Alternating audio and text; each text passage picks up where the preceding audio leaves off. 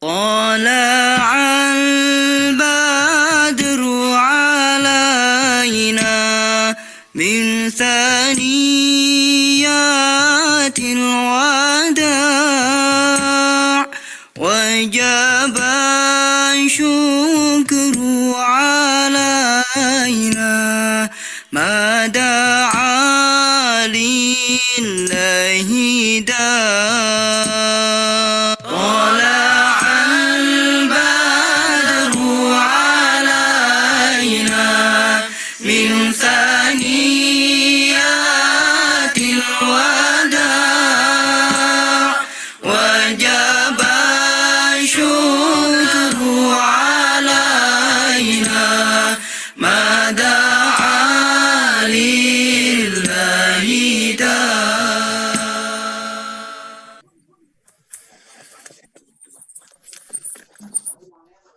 Bismillahirrahmanirrahim. Assalamualaikum warahmatullahi wabarakatuh. Alhamdulillah rabbil alamin wa bihi nasta'inu ala umurid dunya waddin wassalatu wassalamu ala asyrafil anbiya wal mursalin wa ala alihi washabbihi ajmain. Amma ba'du. Yang sama-sama kami hormati, kita hormati narasumber kita pada malam hari ini yaitu Ustadz Haji Saibani Mujiono SSY MSI, kemudian para YouTuber grup Tim Hore, kemudian Dewan Pengurus Tim Hore baik di pusat maupun di daerah, dan juga bapak-bapak dan ibu-ibu rahimakumullah yang sudah bergabung pada malam hari ini. Mari senantiasa kita ucapkan rasa syukur kita kepada Allah Subhanahu wa taala atas limpatan rahmat, taufik dan inayahnya kepada kita semua, sehingga pada malam hari ini kita bisa hadir dalam acara kajian online yang penuh barokah ini. Salawat dan salam selalu kita curahkan kepada baginda Nabi Muhammad SAW beserta keluarga, sahabat dan para pengikutnya, dan semoga kita semua termasuk umatnya yang nanti akan mendapatkan syafaatnya di yaumil kiamah. Amin amin ya rabbal alamin. Baik Bapak Ibu hadirin online semuanya, pada kesempatan ini saya akan bacakan susun acara pada malam hari ini, yaitu yang pertama pembukaan, kemudian yang kedua pembacaan tilawah dan sari tilawah, kemudian pemaparan materi oleh Ustadz Haji Saibani Mujiono SSY MSI yang kita kenal sebagai seorang dai dan praktisi ruqyah syariah dan juga konselor di Makassar, Sulawesi. Kemudian sesi tanya jawab ya, yang selanjutnya dilanjutkan dengan doa dan penutup. Baik, sebelum kita mulai acara pembuka acara hari ini, kita pada malam hari ini saya menginformasikan bahwasanya kajian ini akan disiarkan secara tayang tunda melalui channel kami yaitu Tim Hore. Adapun untuk kelancaran acara kajian online kita pada malam hari ini ada beberapa tata tertib ya yang harus Bapak Ibu patuhi. Di antaranya itu pertama, selama acara berlangsung pada kita pada malam hari ini ada beberapa tidak diperkenankan menyalakan mikrofon. Untuk itu mikrofon nanti akan kami set dalam keadaan mute. Kemudian kedua, pertanyaan-pertanyaan terkait materi kajian yang disampaikan pada malam hari ini bisa disampaikan atau ditanyakan secara langsung pada saat kita jawab, berlangsung dengan cara mengangkat tangan pada aplikasi masing-masing atau raise hand, dan juga bisa lewat Zoom chat dengan cara ketik nama lalu pertanyaan. Kemudian pertanyaan yang masuk akan kami seleksi dan bacakan pada saat sesi tanya jawab berlangsung. Kemudian yang ketiga, dianjurkan memakai busana sesuai syariat agama Islam. Kemudian yang keempat, mengangkat tangan atau raise your hand, membuka mic dan kamera saat diminta MC mengajukan pertanyaan secara langsung. Baik, Bapak-Bapak Ibu sekalian, rahimakumullah, mari kita sama-sama memulai kajian online kita pada malam hari dengan bersama-sama membaca lafaz basmalah. Bismillahirrahmanirrahim. Baik, untuk acara selanjutnya kita sama-sama dengarkan pembacaan surat tilawah yang akan dibacakan oleh Bunda Enok Dian hari ini dan sari tilawah oleh Bunda Irawati Amin Tapura, yaitu surat Al-Isra ayat 82. Kepada beliau berdua kami persilakan.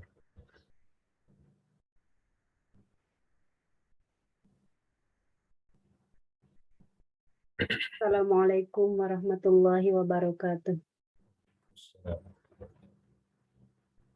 A'udzu billahi minasy syaithanir rajim. Bismillahirrahmanirrahim. Wa nunazzilu minal Qur'ani ma huwa shifaa'un wa rahmatul lil mu'minin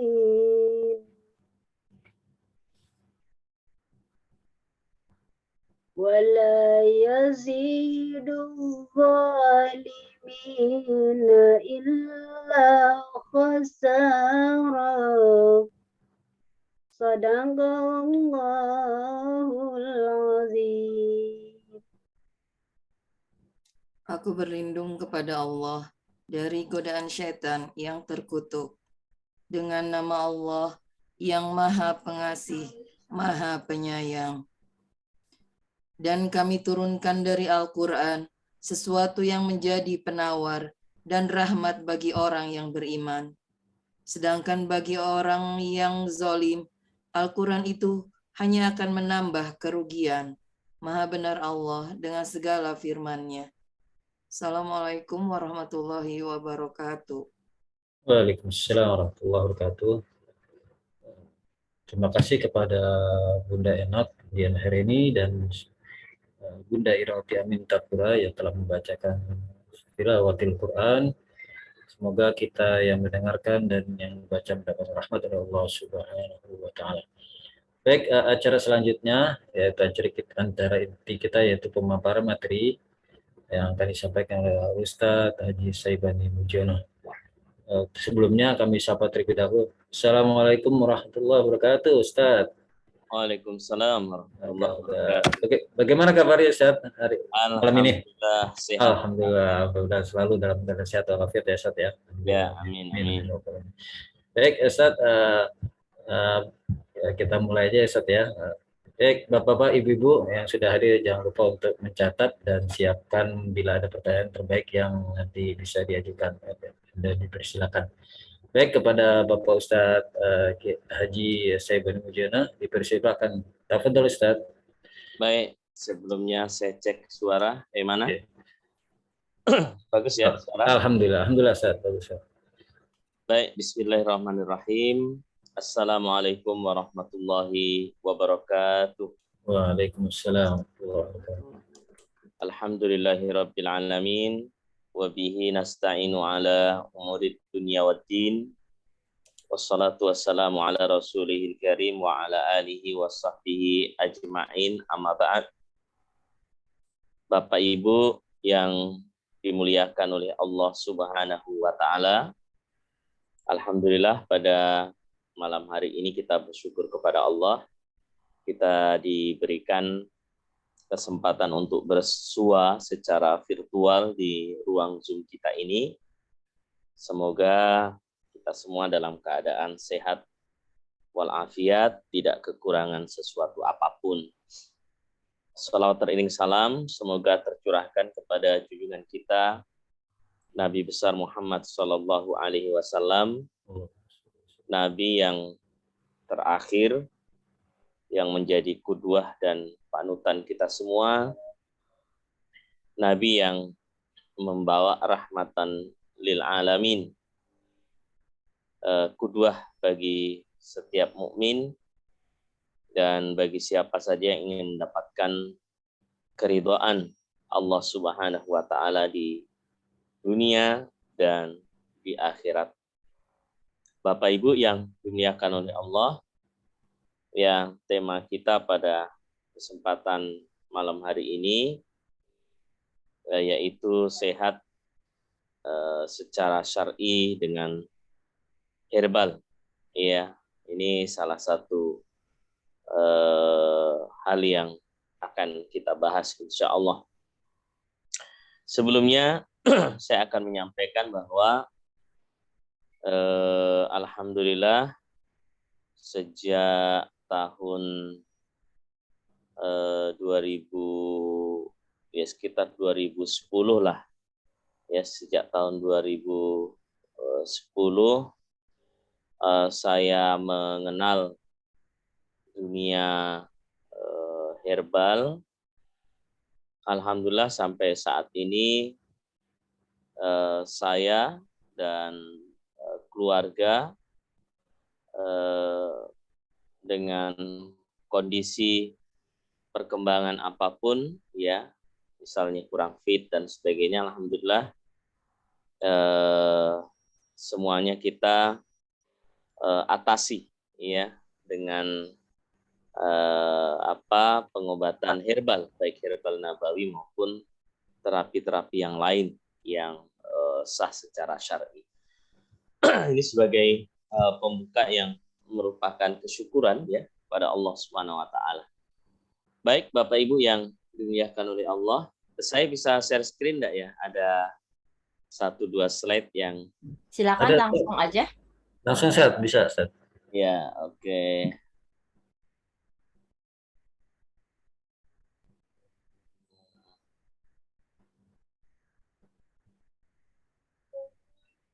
Sebentar. Tadi sudah saya buka. Ya, bentar ya.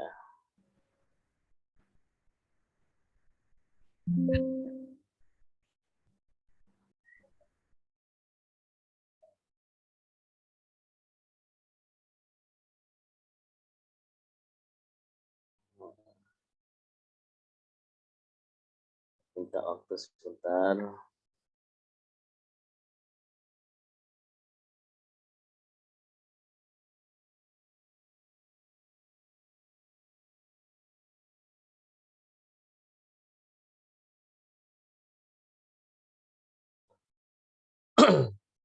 Ya, kelihatan ya?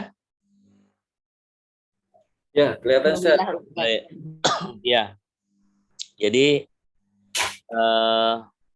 di kesempatan yang mulia ini kita akan bahas ya tema ini, sehat dengan herbal. Tentunya kita mencoba ya melihat dari bagaimana dalam perspektif Tibun Nabawi dari para ulama kita yang mencoba menganalisis dari Rasulullah Shallallahu Alaihi Wasallam.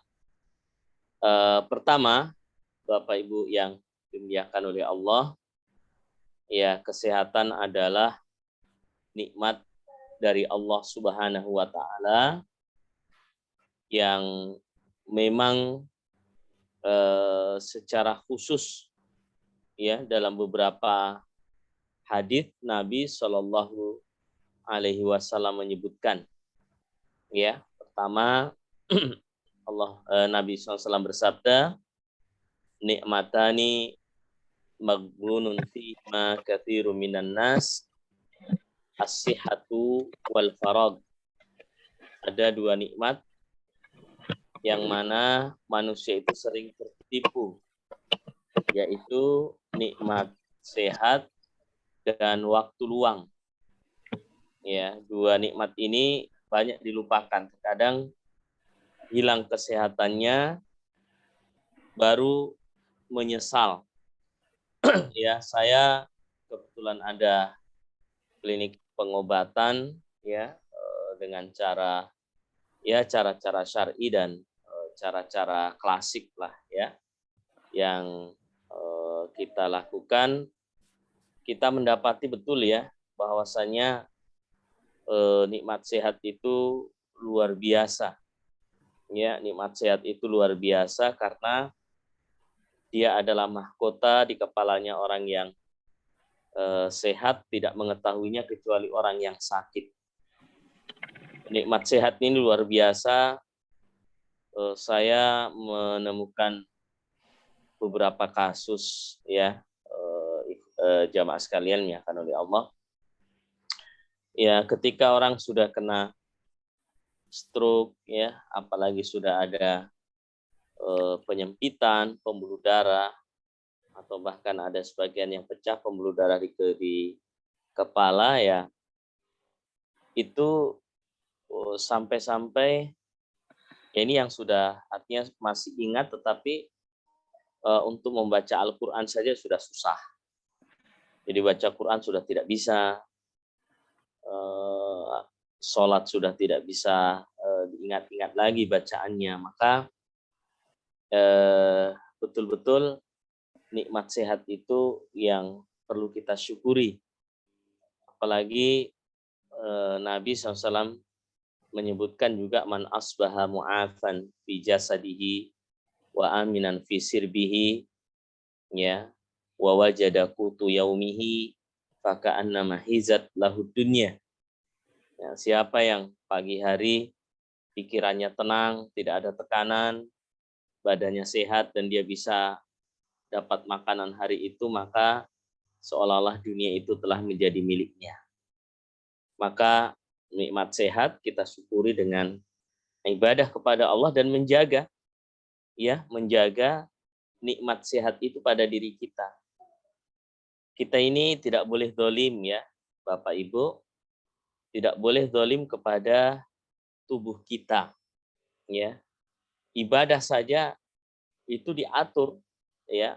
Masih ingat ya 3 orang yang datang kepada Aisyah radhiyallahu anha, menanyakan kepada Aisyah, gimana sih ibadahnya Nabi? Satu mengatakan, ya Nabi kalau sholat malam lama sekali, Nabi kalau puasa banyak, Nabi kalau ibadah banyak. Lalu 3 orang ini mengatakan, ya 3 orang ini mengatakan, wah kalau begitu ibadahnya Rasulullah, ya maka kita harus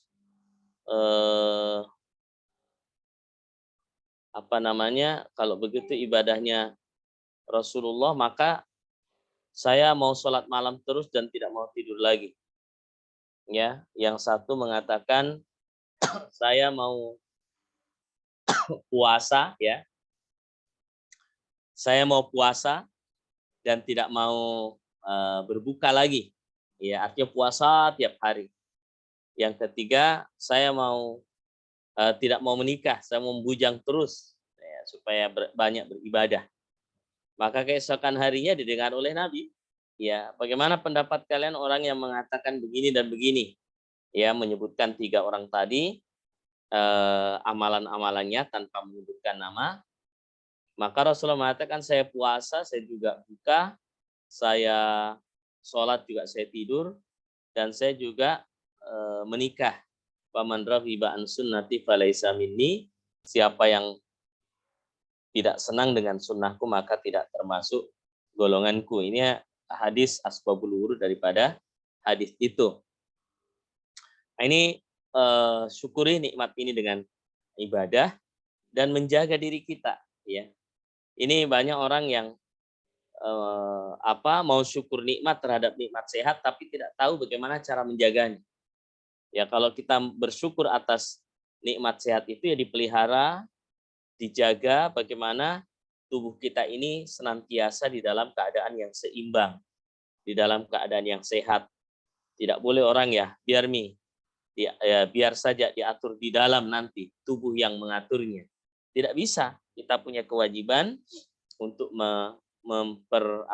memikirkan ya kesehatan tubuh kita. Bahkan Nabi mengatakan, fa inna li jasadika hak, ya, untuk jasadmu itu butuh dengan atau memiliki hak yang harus dipenuhi.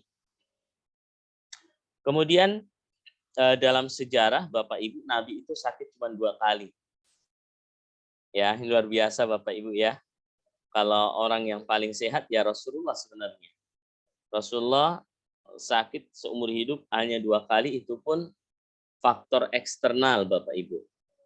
Ya, pertama ketika beliau diracun oleh seorang wanita Yahudi, diberikan hadiah pundak ya dari kambing, Rasulullah makan, akhirnya Rasulullah dalam mengatasi racun yang dibubuhkan di dalam daging kambing tersebut, Rasulullah melakukan hijamah, ya, Rasulullah melakukan bekam, ya, terutama di daerah tengkuk, ya, di bawah cervical 7, atau kalau di dalam bahasa bekamnya disebut dengan titik kahil, ya, ini titik kahil, pas kalau kita nunduk ada tulang yang menonjol di bawahnya sedikit, ya, di bawah tulang cervical 7. Nah, yang kedua ketika beliau disihir, ya, Rasulullah pernah kena sihir oleh seorang Yahudi bernama Labib bin A'sam. Nabi disihir, tidak berpengaruh terhadap wahyu yang turun, hanya saja kadang beliau lupa apakah beliau sudah mendatangi atau mengunjungi istri beliau yang mendapatkan waktu, ya, untuk beliau jenguk daripada istri beliau. Nah, akhirnya untuk sakit yang kedua ini Rasulullah SAW diruqyah, ya, dibacakan ayat oleh 2 malaikat yang turun, ya, dan membacakan ya u'iduka bi kalimatillahi tammati min syarri ma khalaq as'alullahal azim rabbal arsyil azim ayyasfiyak bismillahi arqiq min kulli syai'in yu'dik wa min kulli ya ainin hasid Allahu yasfik bismillahi arqiq. Kemudian dibacakan muawwidzatain. Muawwidzatain ini dua perlindungan, ya, 2 surat perlindungan, yaitu An-Nas dan Al-Falaq. Maka setelah ditemukan buhul di bawah sumur tua, di dalam sumur tua yang kering di bawah batu besar, ya, muncullah, ya, atau didapatkanlah buhul itu dan diurai dengan membaca ayat tersebut, dan alhamdulillah bisa disembuhkan, ya, dengan izin Allah Subhanahu wa taala. Maka selain itu Rasulullah, ya, jarang sakit, tidak pernah sakit, bahkan beliau adalah orang yang paling sehat, ya, orang yang paling sehat dengan aktivitas yang tentunya begitu banyak, tetapi beliau tetap fit. Tentu ini semua adalah karena ada rahasia, ya, atau ada kebiasaan-kebiasaan Nabi yang memang beliau lakukan, ya, kebiasaan-kebiasaan yang baik. Maka kalau kita melihat pada pola hidup Nabi Shallallahu Alaihi Wasallam, maka kita mendapati bahwa beliau itu selalu memberikan hak, ya, kepada fisiknya, kemudian pola makan, pola tidur, pola pikir, pola gerak, itulah yang menjadi kunci, ya, daripada kuatnya dan sehatnya Nabi kita Sallallahu Alaihi Wasallam. Ini bisa dibaca lebih lanjut dalam kitab Tibbun Nabawi. Nah, ini penting,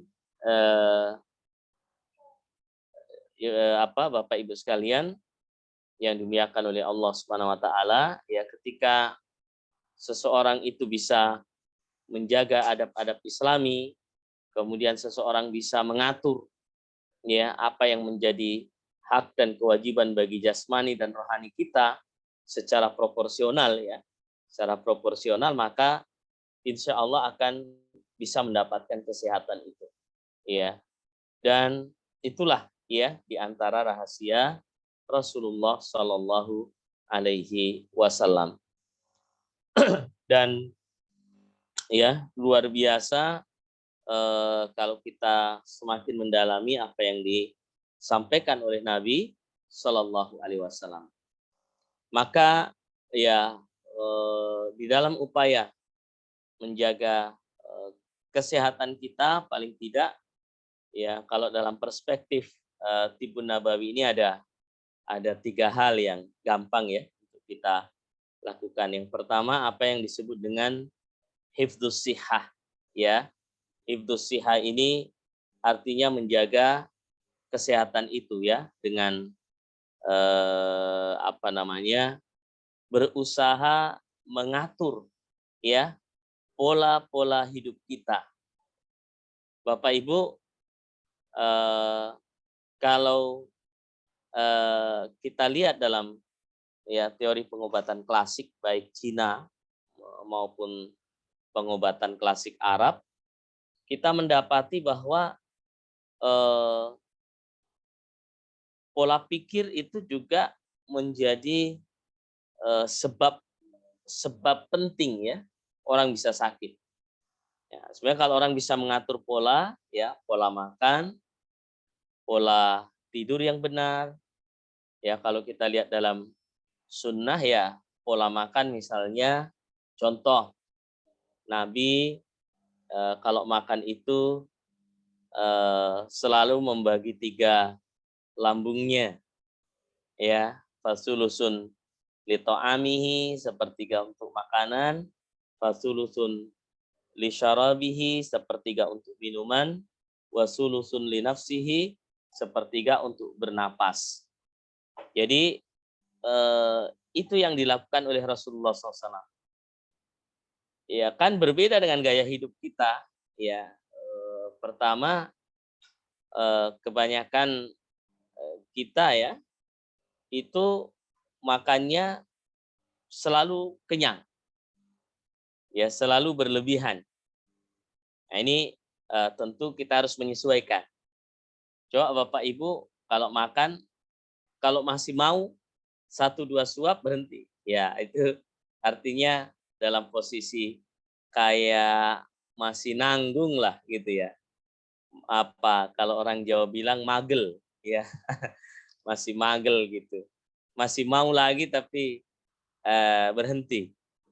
Nah ini, jadi itu pola makan Rasulullah Shallallahu Alaihi Wasallam.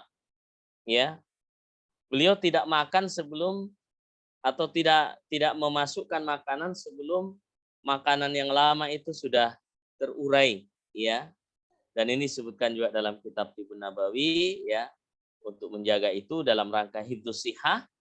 Ya, ternyata adalah pola makan Rasulullah tadi. Ya, pertama makannya tidak selalu dalam keadaan berlebih, ya selalu dibagi. Lambung beliau menjadi 3 bagian, kemudian beliau tidak memasukkan makanan kecuali makanan yang pertama itu sudah terurai, ya kan beda, ya orang makan cemilan sekarang cemilannya berat-berat, ya sepanjang waktu, dan ini akan memberatkan ya tubuh kita, ya ini dari sisi pola makan Rasulullah SAW. Kemudian Rasulullah itu selalu dalam menjaga kesehatan beliau dalam upaya hifdzus shihah di pola makan misalnya beliau selalu mengambil makanan yang bergizi ya, nilai gizinya tinggi, kemudian mudah dicerna oleh tubuh ya. Jadi ambil yang nilai gizinya tinggi, kemudian mudah dicerna oleh tubuh. Ya, kalau makanan-makanan yang ada di era modern saat sekarang ini, kadang nilai gizinya rendah, banyak mungkin yang tidak ya terlalu mengandung manfaat bagi tubuh, sudah susah dicerna, kemudian tentu banyak mengandung zat aditif ya, seperti pengawet, pemanis dan sebagainya. Nah, ini sekilas saja ya. Nanti kita bisa perdalam di lain kali insyaallah. Tapi ini sebagai gambaran bagaimana Rasulullah berupaya hifdzus shihah ini, menjaga sehat. Ya. Pola makan, pola tidur ya. Rasulullah itu prinsipnya begini Bapak Ibu sekalian dalam tidur ya. Ayat Al-Qur'an begitu jelas. Wa ja'alnal laila libasa. Dan kami jadikan malam itu untuk pakaian. Kata para ulama kita adalah untuk beristirahat. Ya, manusia kan sekarang terbalik, siang tidur lama, malam dipakai begadang. Maka secara fitrah itu akan mengganggu kesehatan. Ya, Rasulullah itu senangnya beliau cepat tidur dan cepat bangun. Ya, berbeda dengan manusia modern yang lambat tidur, ya lambat bangun. Nah, itu kalau secara penelitian kita sudah pernah dapatkan ya, orang yang lambat tidur, lambat bangun itu hormon stresnya itu akan berlebih. Sehingga orang cepat marah, tidak mood di pagi hari, banyak aktivitas yang tidak berjalan baik. Ya, hormon kortisolnya itu akan banyak. Berbeda kalau mereka itu cepat istirahat, cepat bangun untuk ibadah, nah itu justru yang berkembang, yang banyak terproduksi adalah hormon endorfin yang bisa memicu seseorang untuk bahagia, untuk mood, untuk senang, ya. Makanya orang-orang yang rajin qiyamul lail, ya, insya Allah lebih cerah, lebih sehat, ya, karena selain faktor-faktor yang lain ditinjau dari sisi manapun ya. Dalam perspektif hadis Nabi jelas, dalam perspektif kesehatan klasik jelas, dalam perspektif modern ya kesehatan atau dalam dunia medis pun demikian. Maka ya di malam hari itu memang untuk istirahat, proses di mana ya lambung itu mencerna makanan kita ya untuk bisa menjadi darah. Maka orang yang begadang cenderung pucat karena memang makanan tidak tercerna secara bagus ya di dalam lambung kita. Ini dalam perspektif kesehatan klasik seperti itu. Nah, pola pikir ya, pola pikir Rasulullah juga ya. Ini orang kalau dalam teori klasik itu kalau terlalu sedih ya, misalnya orang yang terlalu sedih itu limpahnya bisa bermasalah, limpa lambung. Makanya orang kalau selalu sedih biasanya selalu naik asam lambungnya, ya gelisah.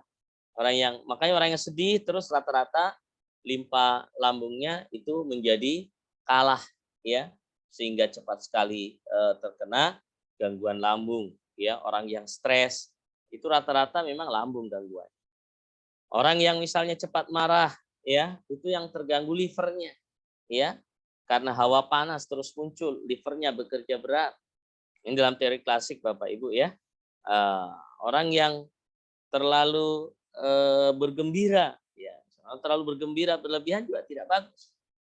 Ya, orang yang bergembira berlebihan bisa-bisa jantungnya bisa melemah, energinya berkurang, ya dan seterusnya. Maka pola makan, pola tidur, pola pikir, ya pola gerak Nabi juga demikian. Ya, Rasulullah SAW selalu menyeimbangkan dalam aktivitas. Ya, contoh tidak boleh berteduh sebelah tubuh kena panas matahari, sebelah tidak, atau tidak boleh pakai sendal hanya sebelah. Selain prinsip-prinsip keadilan, maka ya ternyata di balik itu ada nilai-nilai kesehatan yang sangat luar biasa. Ya, bagaimana Rasulullah buang hajat, bagaimana Rasulullah makan minum dalam keadaan duduk dan seterusnya. Nah, ini dalam upaya hifdzus shihah. Yang kedua, berpantang atau dalam istilah para ulama kita ya dalam praktisi Ibnu Nawawi disebut dengan al-himyah, ya berpantang. Jadi Bapak Ibu tentu ini sejalan dengan prinsip kita ya, sejalan dengan prinsip bahwa untuk menjaga kesehatan tubuh itu dalam status keseimbangannya, maka asupan-asupan makanan yang masuk ke dalam tubuh kita itu harus seimbang. Ya, kalau dalam teori klasik ya harus bervariasi, seimbang dan tidak berlebih pada satu sisi.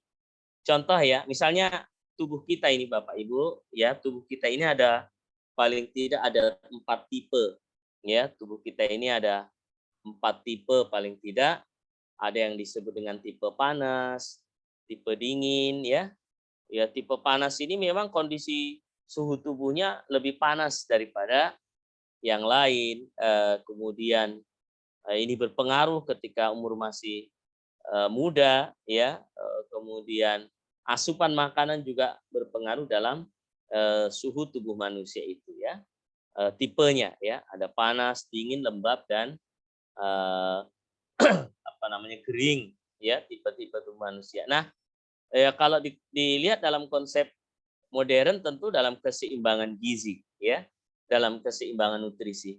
Dan ini sekali lagi alhimyah, ya, berpantang, sesuatu yang Bapak Ibu, ya, sesuatu yang secara tubuh kalau kita makan sesuatu itu tidak enak, jangan dilanjutkan.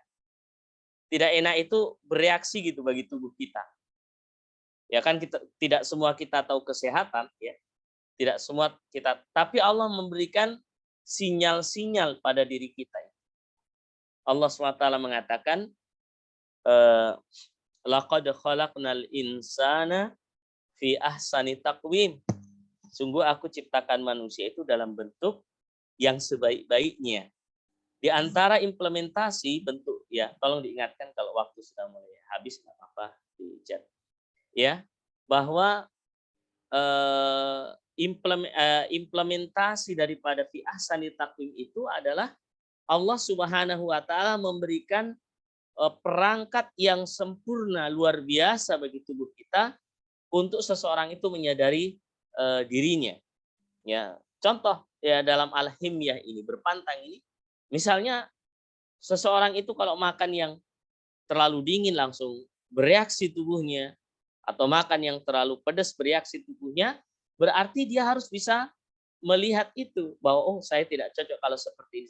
Jangan dipaksakan. Ini kita bisa lihat pada Rasulullah Shallallahu Alaihi Wasallam, Ibu. Jadi Rasulullah itu pernah beliau dihidangkan ad-dob. Ad-dob itu semacam kadal gurun, ya, kadal gurun. Ya, kadal gurun itu halal itu. Tapi ketika beliau berkunjung di rumahnya Khalid bin Walid, atau di rumah salah seorang sahabat, Khalid bin Walid makan. Ya, tapi Rasulullah tidak mau makan. Rasulullah mengatakan fa innahu laisa bi ardi qaumi, ya. Dia tidak termasuk, atau ad-dob, ya, kadal gurun itu tidak biasa kami makan di masyarakat saya. Ini salah satu metode juga yang dilakukan oleh Nabi, sesuatu yang tidak terbiasa oleh tubuh, dan ketika dia dimakan memberikan sinyal bahwa itu mengganggu kondisi tubuhnya, maka sebaiknya seorang memperhatikan. Ya, seorang memperhatikan. Ya, karena tabiat tipe tubuhnya, tabiat tubuhnya tidak bisa menangkap itu. Nah, ini kaitannya hal ini, Bapak Ibu, ya, bahwasanya memang sinyal-sinyal tubuh itu luar biasa. Makanya Allah mengatakan wa fi anfusikum afala tubsirun, ya, pada diri kalian apakah kalian tidak melihatnya. Kemudian yang ketiga, ya, para ulama kita ada yang menyebut dengan al-istifrad, ya, dalam upaya menjaga kesehatan itu. Kalau kita lihat Rasulullah SAW, dan ini sejalan, ya, dengan teori-teori klasik, ya, maupun modern, bahwa, ya, penyakit itu biasanya karena sesuatu yang harusnya tidak di dalam tubuh, dia masih di dalam tubuh, maka harus dikeluarkan, ya, maka harus dikeluarkan dari tubuh kita. Itulah yang disebut al-istifrag al-mawad al-fasidah, yang membuang hal yang semestinya memang dibuang, ya. Makanya dalam konsep, ya, ada beberapa hal, ya, yang memang ketika ditahan dia menimbulkan penyakit, ya, misalnya menahan buang air kecil, menahan buang air besar, menahan kantuk yang berlebihan, ya, menahan haus, menahan lapar, menahan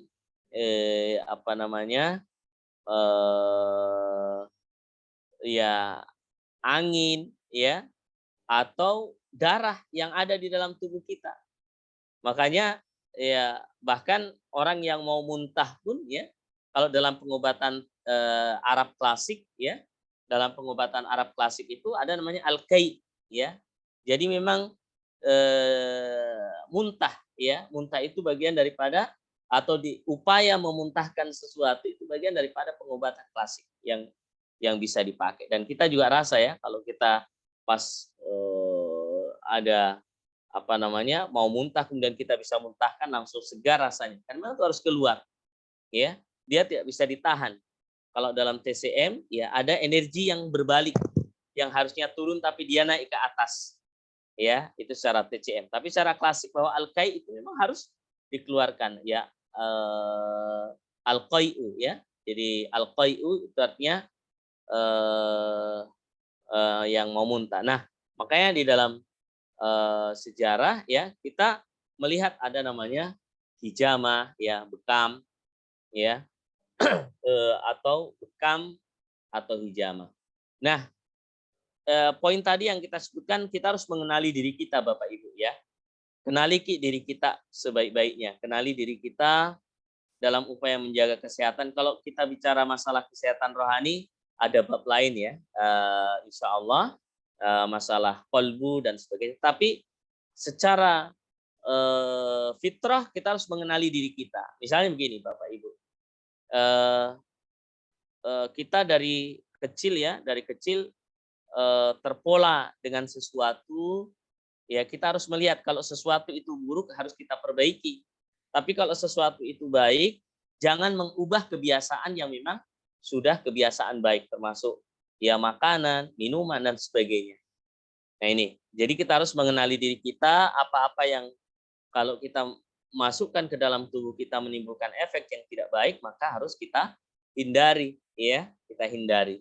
Nah ini sebenarnya kalau kita lihat dalam konsep Tibun Nabawi, kita mendapati memang ya bahwasanya promotif, preventif itu di dalam agama kita. Bahkan ya kuratif dan rehabilitatif itu juga dibahas sedemikian rupa di dalam agama kita. Kemudian ada poin di sini, jadikan makananmu adalah obat. Nah, ini Bapak Ibu. Jadi sebenarnya kalau kita memahami tubuh kita, maka kita akan bisa menjadikan apa yang kita makan itu menjadi obat. Nah, kalau dalam konsep kesehatan klasik ya, itu disebutkan bahwasanya kalimat kata-katanya itu mata yakni yumkinu an yudawa bi al-ghidha au bit ta'am la yudalu ila dawa. Jadi penyakit itu selama memungkinkan diobati dengan makanan, maka tidak boleh pindah kepada obat. Nah, kalau kita bicara kaitannya dengan herbal, Bapak Ibu ya, kayak ini kaitannya dengan herbal, ada herbal itu atau ya ada obat, kita bisa mengatakan ada obat ya, kalau yang herbal sifatnya ya, ada obat yang herbal yang memang bagian daripada jenis makanan. Nah, itu yang paling bagus. Ya. Contoh misalnya jenis-jenis sayuran atau bumbu-bumbu dapur Bapak Ibu ya. Nah ini, sebenarnya kita harus mengenali tubuh kita. Memahami apa yang kita makan menyesuaikan. Bapak Ibu, saya mau tanya ya. Kalau musim dingin enaknya makan makanan yang apa? Ayo. Panas. Yang panas. Ya, Ya, kalau musim dingin minum es, cuaca dingin nih ya, cuaca dingin. Musim penghujan. Berarti suhu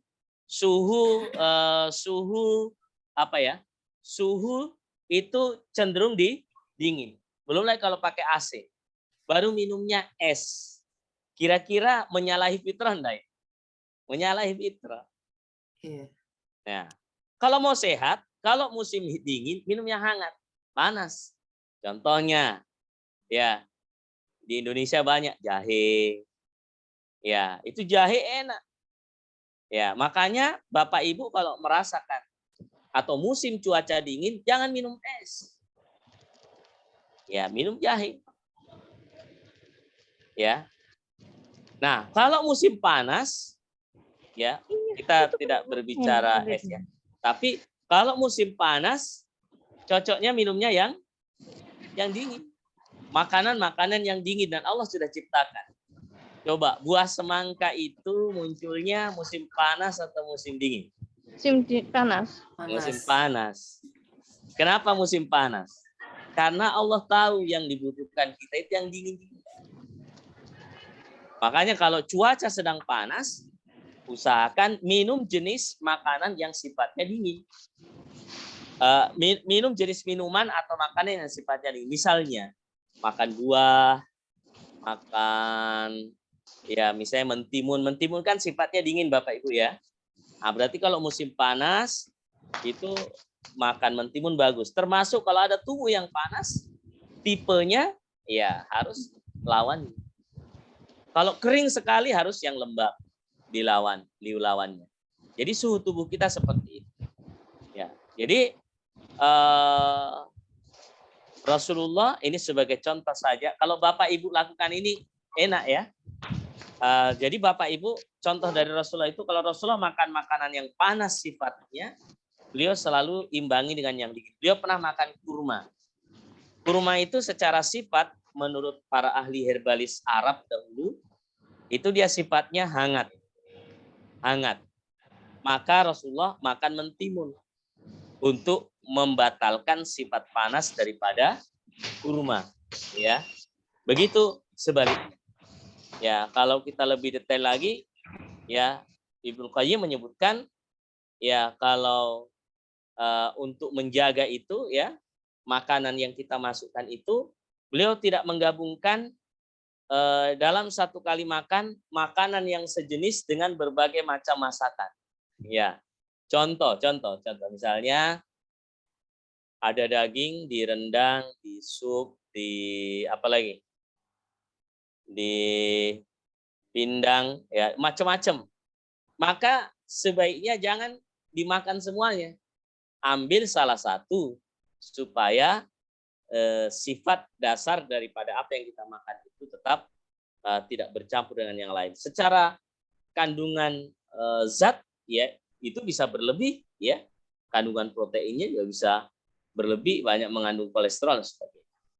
Nah, intinya bahwa ya Rasulullah SAW telah memberikan contoh kepada kita. Maka Bapak Ibu harus tahu. Nah, ini penting sebenarnya bagi ibu-ibu. Kalau misalnya suaminya lagi batuk, kemudian kelihatan hidungnya meler, dingin, coba masakkan ya dimasakkan itu ditambahi ya misalnya dibuatkan sup, dikasih banyak mericanya, ya merica ya, merica, lada ya, lada, kasih banyak ladanya, lada sifatnya hangat, insya Allah menghangatkan parunya, membuang lendirnya dan membuat sehat, ya. Atau misalnya ya kalau misalnya sudah lihat suaminya hidungnya meler, jangan dikasih mentimun atau misalnya yang sejenis, ya. Dikasih tomat yang banyak, vitamin C-nya banyak, tapi tomat sifatnya dingin, akhirnya tambah meler. Iya, coba kasih lombok, iya, kasih sambal, kasih merica, nah itu. Ya mohon maaf ini. Ya jadi Rasulullah mengajarkan begitu dan secara teori baik TCE maupun klasik itu memang memperhatikan itu unsur makanan yang masuk ke dalam tubuh kita. Makanya jadikan makananmu adalah obatmu. Ya, mohon maaf saya sendiri kadang di rumah meminta sama istri saya ingin makan yang seperti ini karena kondisi tubuh saya dalam posisi seperti ini. Nah itu jadi kalau misalnya dilihat, suami saya ini loyo, ya kayaknya badannya lemes, tidak bergairah, matanya kayak mau tertutup, berarti limpahnya lemah. Ya kasih yang hangat-hangat, kasih minum jahe, kasih atau kalau ya mau dikasih yang sifatnya menghangatkan tubuh, makanan yang menghangatkan tubuh boleh. Nah ini bagus. Nah kemudian yang selanjutnya adalah hidupkan hal-hal yang sunnah. Ya, ini bisa puasa ya. Rasulullah itu ternyata puasanya itu lebih daripada setengah tahun kalau dihitung Bapak Ibu. Jadi di antara rahasianya adalah puasa dan puasa ini bisa menambah panjang umur. ya, karena liver itu tidak bisa membuang racun-racun dalam tubuh sebagus kalau dia dalam posisi berpuasa. Itu secara medis modern. Dan memang ya puasa ini akan memberikan manfaat yang besar. Kemudian bekam, hijamah, ya. Bapak Ibu, ada yang belum pernah bekam? Ada? Semuanya sudah pernah bekam ya? Belum pernah. Nah, ini belum pernah, saya kasih tahu ini rahasianya. Jadi, tadi kan kita sudah bahas, ada yang memang harus keluar dari tubuh, diantaranya adalah darah yang terjebak di bawah jaringan kulit. Ya, sisa-sisa metabolisme kita, darah yang tidak produktif yang terjebak di bawah jaringan kulit di pembuluh darah, ya, atau pembuluh darah ya kapiler atau kapilaris, itu yang sudah tidak terregenerasi lagi, dibawa ke tulang belakang dan diregenerasi lagi, terjebak di bawah jaringan tubuh, itulah gunanya bekam. Makanya kalau salah satu terapi atau salah satu terapi yang sangat bagus untuk tubuh ya bekam, karena bekam ya meskipun tidak semua orang cocok untuk dibekam. Misalnya orang yang lagi loyo, kemudian dingin tubuhnya, maka tidak boleh dikeluarkan darahnya, apalagi kalau kekurangan HB. Tapi secara umum karena penyakit itu memang banyak berkaitan dengan darah ya. Ketika pembuluh-pembuluh darah tidak lancar, ya itu akan bisa menimbulkan banyak penyakit. Nah, salah satunya selain jalan kaki seperti jalannya Rasulullah, bergeraknya Rasulullah, ya, maka bekam adalah salah satu bagian daripada istifraq. Apa tadi istifraq? Al-mawad al-fasidah, membuang racun atau membuang zat yang memang harusnya dibuang. Makanya Bapak Ibu kalau mau kencing jangan ditahan. Mohon maaf, kalau buang air jangan ditahan. Kapan ditahan? Banyak penyakit. Bisa menimbulkan infeksi saluran kencing. Kalau sudah naik lagi ditahan terlalu lama, naik ke ginjal, bisa ginjal terendam atau macam-macam lah penyakit ya akan muncul, atau endapan di dalam urin yang tidak terbuang bisa berbentuk menjadi batu ya, batu kandung kemih dan sebagainya. Maka ini harus diperhatikan ya. Yang harus dikeluarkan ya, hal-hal yang harus dikeluarkan ya. Mohon maaf, termasuk seorang laki-laki misalnya ketika dia sudah cukup umur atau dia sudah menikah, ya ketika dia harus mengeluarkan sudah waktunya untuk misalnya berhubungan suami istri, maka harus dikerjakan ya. Kapan tidak itu akan menimbulkan penyakit ya, akan menimbulkan penyakit. Nah, ini di antara sunnah Rasulullah yang bagus untuk kesehatan, puasa ya, bekam. Saya kira masalah puasa sudah banyak sekali yang membahas bekam. Kemudian minum herbal nabawi ya. Tentu yang paling menonjol adalah masalah madu ya. Bapak Ibu usahakan tiap hari minum madu biar 1 sendok. Saya membaca dalam kitab Ibnu Qayyim, salah satu metode Rasulullah dalam minum madu itu ya alma al-mamzujah bil asal ya. Beliau memasukkan madu di dalam air yang air dingin ya, air putih biasa, kemudian beliau minum. Nah ini, jadi kalau madu ini jelas ayatnya fihi syifa'ul linnas ya, di dalamnya ada obat bagi manusia. Dan madu ini adalah di dalam hadis-hadis Nabi juga disebutkan ya alaikum bisyifa'ain ya, hendaknya kalian dengan 2 obat, yaitu di antaranya Rasulullah menyebutkan al-asal wa syartatu mihjam ya,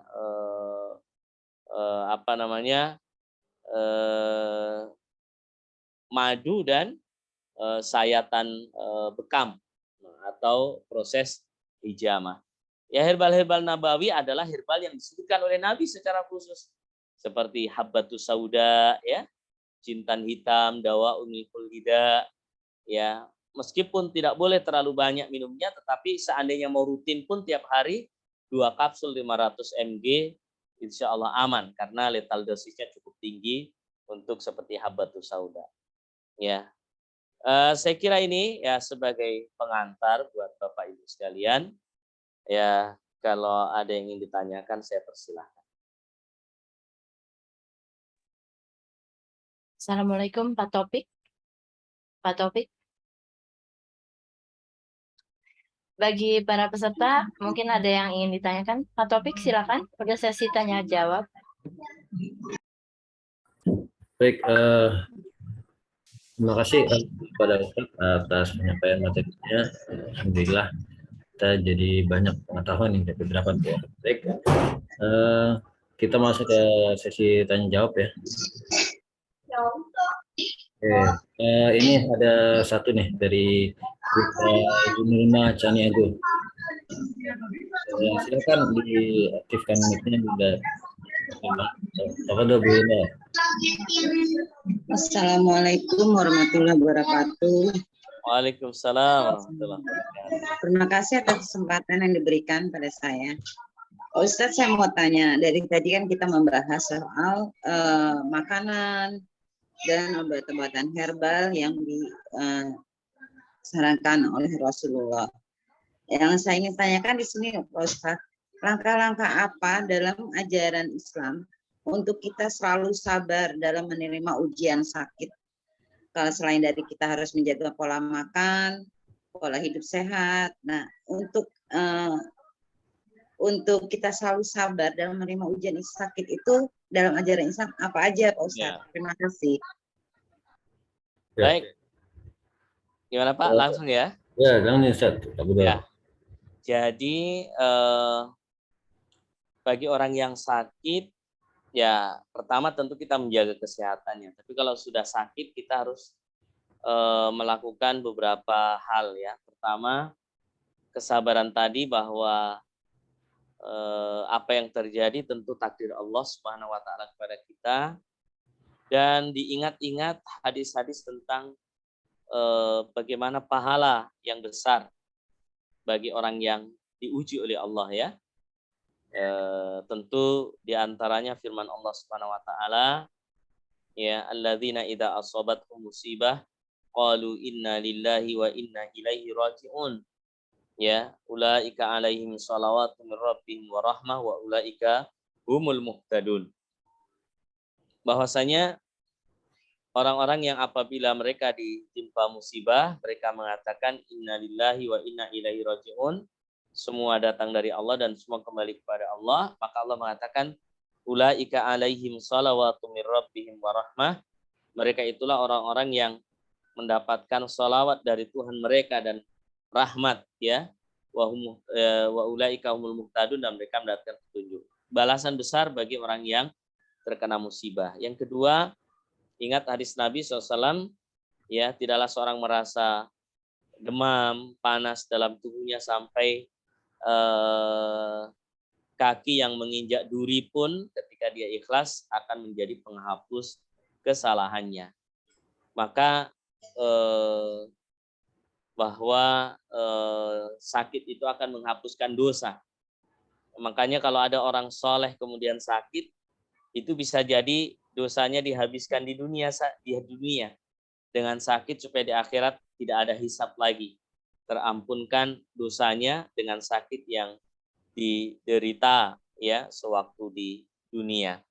Maka kesadaran seperti ini. Kemudian optimis ya bahwa Allah akan berikan kesembuhan. Likulli da'in dawa, setiap penyakit pasti ada obatnya. Ya, tentu berikhtiar dengan ikhtiar yang benar ya.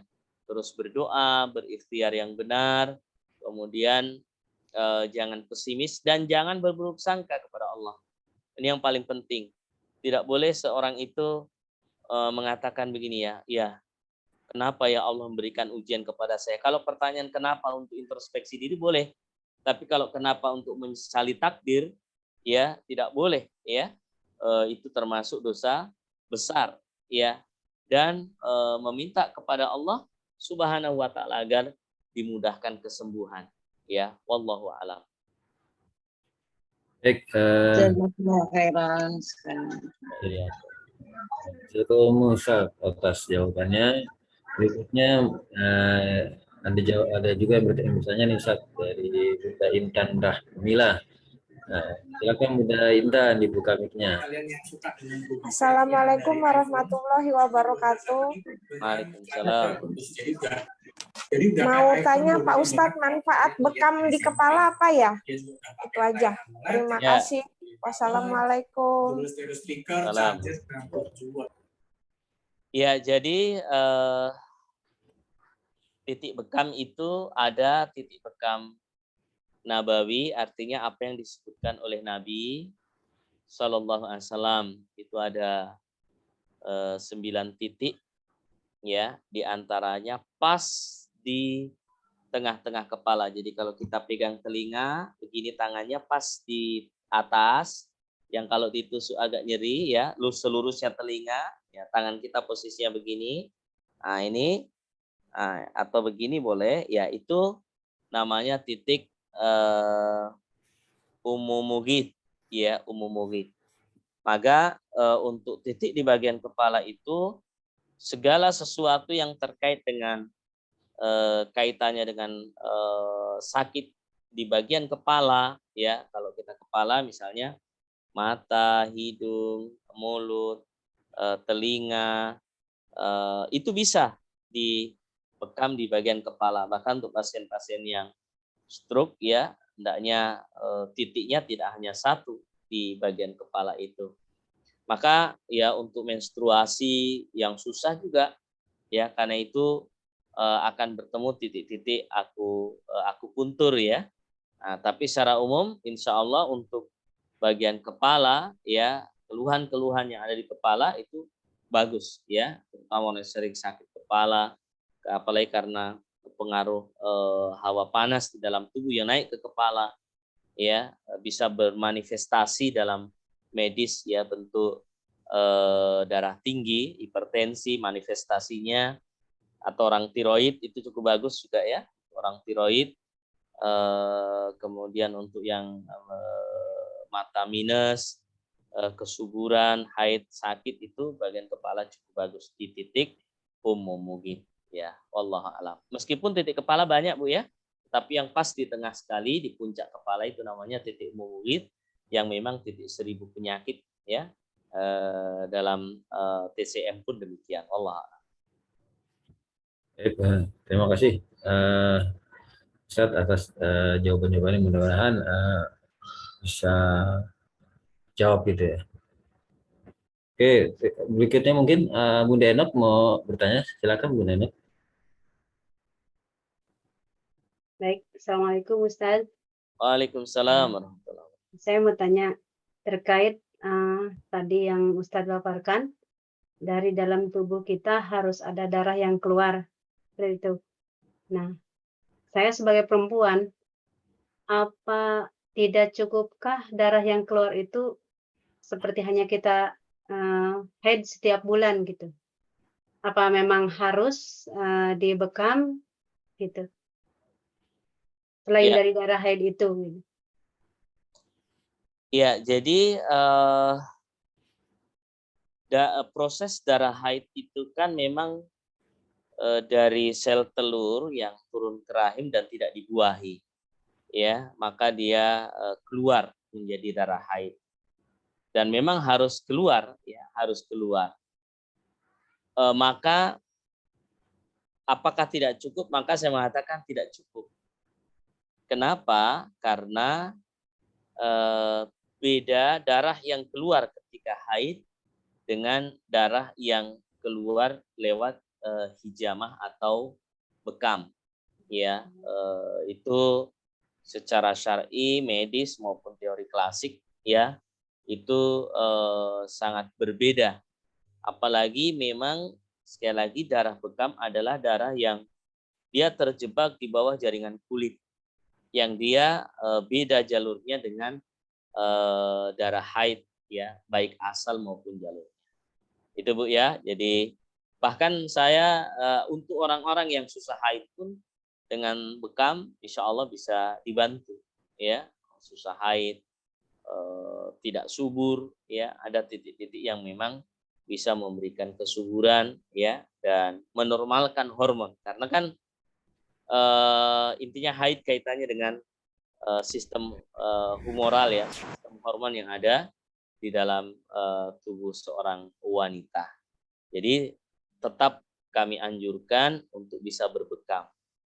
Insya Allah Bapak Ibu bisa berbekam minimal sekali lah sebulan. Tapi untuk bagian kepala bisa tidak mesti tiap bulan. Tapi bagian-bagian yang lain dari titik-titik sunnah ya bisa setiap bulan. Terutama kalau mau ambil tanggal hijriah itu di atas tanggal 15. Darah sudah tua, artinya sudah waktunya untuk keluarkan. Ibnu Sina mengatakan tidak bekam itu yang paling bagus tidak terlalu akhir bulan atau di awal bulan, tetapi bisa pertengahan ke atas ya, karena itu darah juga posisinya di permukaan tertarik oleh gravitasi bulan. Jadi kalau Ibnu Qayyim menyebutkan ya salah satu yang harus keluarkan istifrak itu adam, yaitu darah. Ya, kata beliau adam idahaj. Ya, darah apabila telah bergejolak maka dia harus dikeluarkan. Kalau tidak dia akan bisa menimbulkan penyakit. Ya, wallahu a'lam. Jazakallah khair Ustaz. Iya. Assalamualaikum. Waalaikumsalam. Baik Ustaz, ini ada lagi nih di via chat ya Ustaz, saya bacakan. Ya, Bapak bacakan. Assalamualaikum Ustaz. Yang terbaik untuk rutinitas bekam dan atau hijamah berapa kali ya sebulan ya Ustaz ya? Terus, Oke, lanjut. Terus habatus saudah juga Ustaz, bagaimana itu Ustaz? Ya, untuk bekam kalau untuk penjagaan kesehatan tiap bulan paling bagus. Itu tadi tanggal hijriahnya ya. Diperhatikan. Tapi kalau untuk pengobatan tidak melihat tanggal pun no problem. Artinya untuk pengobatan ini sesuai dengan kondisi penyakit dan sesuai dengan pengalaman terapis ya. Biasanya ya ada yang seminggu sekali, 2 minggu sekali dengan titik yang berbeda. Tetapi dalam upaya preventif maka lakukan sekali ya. Kemudian yang kedua ya, terkait dengan habatus sauda ya Bapak Ibu, hadisnya begitu jelas dan ada seorang peneliti meneliti habatus sauda itu, kenapa bisa habatus sauda itu bisa mempengaruhi semua penyakit, artinya bisa memberikan efek ya semua penyakit, meskipun memang habatus sauda itu Bapak Ibu sifatnya panas tapi tidak terlalu panas sekali ya, makanya kalau ada orang tipe-tipe panas boleh minum tapi jangan banyak, mungkin 1 kapsul 2 kapsul ya 500 mg. Maka untuk habatus sauda bisa minum 2 kapsul, kalau mau kapsul bisa dikunyah langsung seujung sendok makan atau setengah sendok teh dikunyah langsung, itu bagus Bapak Ibu ya, tidak apa-apa kunyah langsung. Itu boleh diminum minyaknya, boleh minum serbuknya atau ekstraksinya juga boleh. 2 kapsul lumayan lah setiap pagi sebelum Anda beraktivitas atau di malam hari ya, 2-4 kapsul insya Allah aman untuk penjagaan kesehatan kita. Baik, terima kasih Ustaz. Nah, berikutnya nih ada lagi nih Ustaz dari Bunda Dewi dari Kalimantan Tengah nih yang sudah share. Silakan Bunda Dewi. Ya. Assalamualaikum warahmatullahi wabarakatuh. Izin bertanya Ustaz. Ya. Mengenai tadi untuk berbekam, kan itu dianjurkan untuk setiap bulan. Misalnya kalau setelah kita donor darah, apakah itu juga dianjurkan juga untuk berbekam, dan perbedaan dari donor darah setelah berbekam itu sendiri itu lebih baik atau bagusnya itu berbekam ataupun donor darah Ustaz? Mohon penjelasannya. Terima kasih. Ya, jadi pertama donor darah bagus dari sisi mengeluarkan zat ya, sama dengan mungkin Bapak Ibu sering dengar fasdu ya, meskipun untuk fasdu di Indonesia masih dilarang oleh pemerintah karena dianggap tidak aman kecuali tenaga medis yang melakukan. Secara prinsip fasdu itu memang pengambilan darah di dikeluarkan darah sekitar 200 cc lah. Ya, sama dengan donor itu dari pembuluh darah vena. Jadi bekam bermanfaat, donor bermanfaat sebagaimana fasdu karena dia membuang atau mengurangi darah kita. Dan bedanya dengan bekam, kalau fasdu, donor itu darah yang sehat semuanya terambil.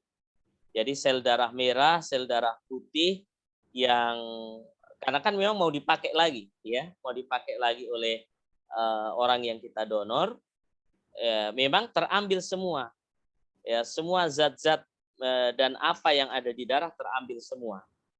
Adapun darah yang keluar karena bekam, maka yang keluar itu pertama dari sisi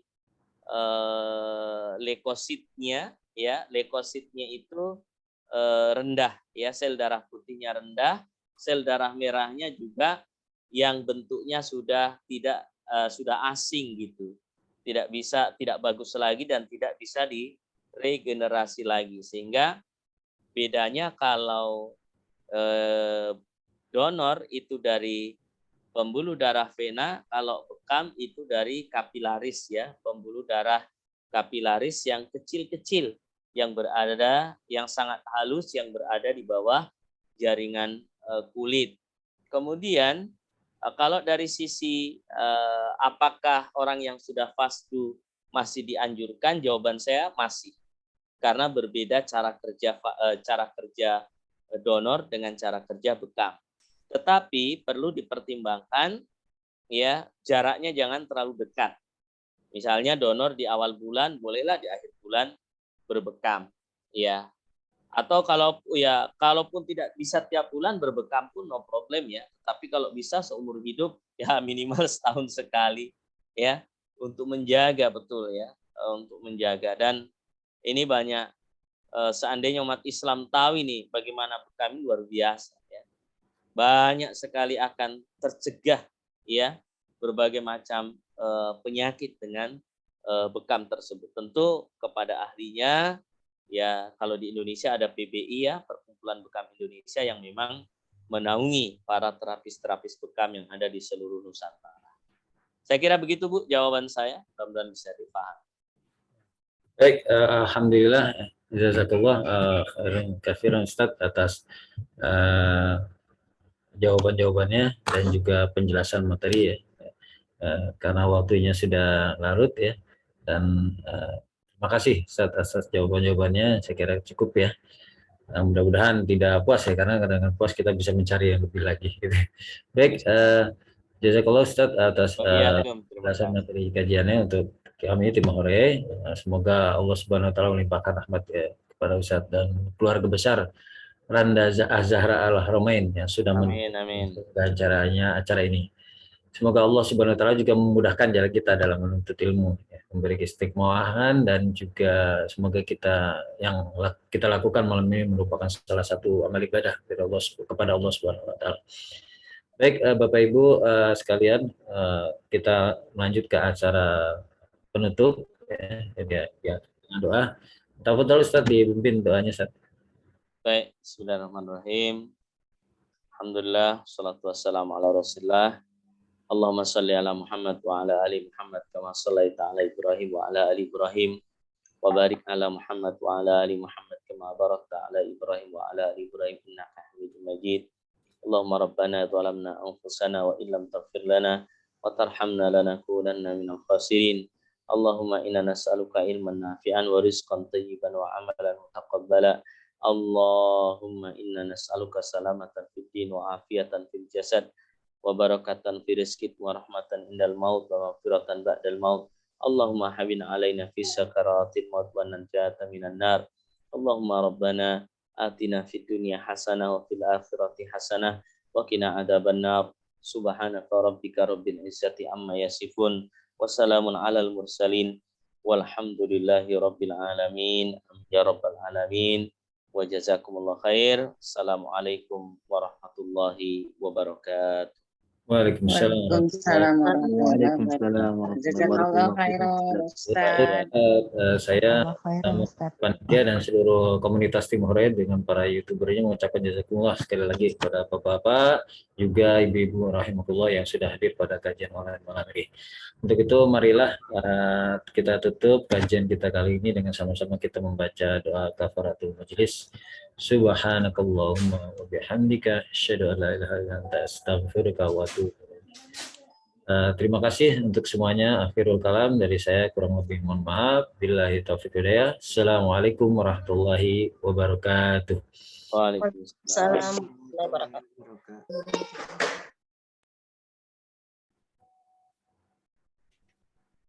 طلع البدر علينا من ثنيات الوداع وجب الشكر علينا ما دعا لله داع طلع البدر علينا من ثنيات